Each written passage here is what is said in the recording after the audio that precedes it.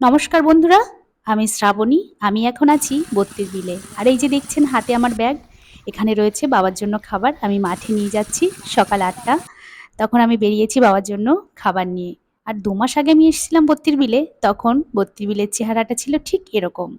এখন হয়ে গেছে ধুধু মাঠ ফাঁকা। সেচ দেওয়ার কাজ চলছে, যেখানে সব চাষিরা পাটের বীজ, তিলের বীজ এগুলো বুনছেন। এই তিলের ক্ষেত্রে বেশ তিল গাছ হয়েছে বড় বড়, বেশ ফুল হয়েছে।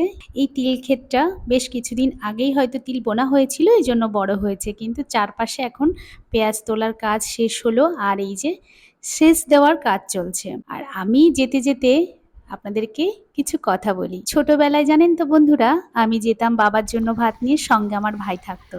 একসঙ্গে গিয়ে বাবাকে বলতাম, বাবা ভাত নিয়ে এসছি।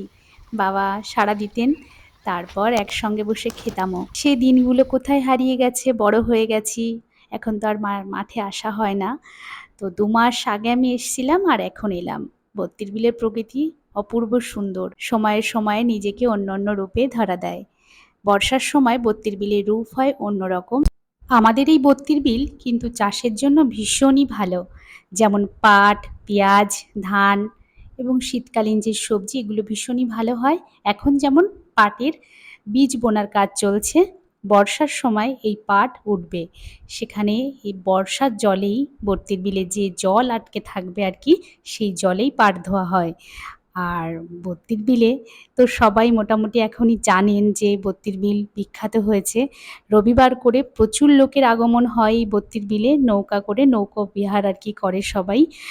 ভীষণ ফেমাস হয়ে গেছে এই বত্তির বিল, এখন অনেকেই জানেন।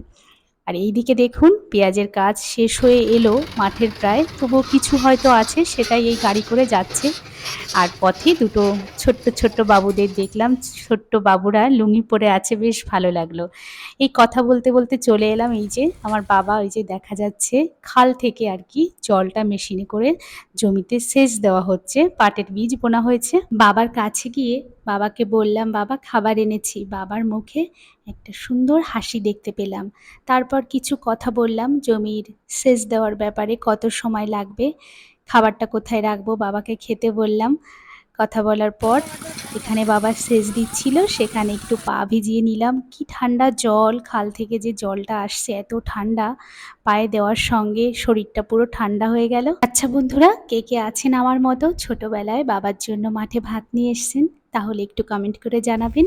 কিছু সময় বড়মশাইয়ের সঙ্গে সুন্দর মুহূর্ত কাটিয়ে বেশ তিল ক্ষেতের মধ্যে সুন্দর সুন্দর ছবি, সুন্দর কিছু স্মৃতি সঞ্চয় করে বাড়ির পথে রওনা হলাম। তাহলে বন্ধুরা, আজ এই পর্যন্তই। আবার দেখা হবে। আর আমাদের বত্তির বিল কেমন লাগলো অবশ্যই কমেন্ট করে জানাবেন।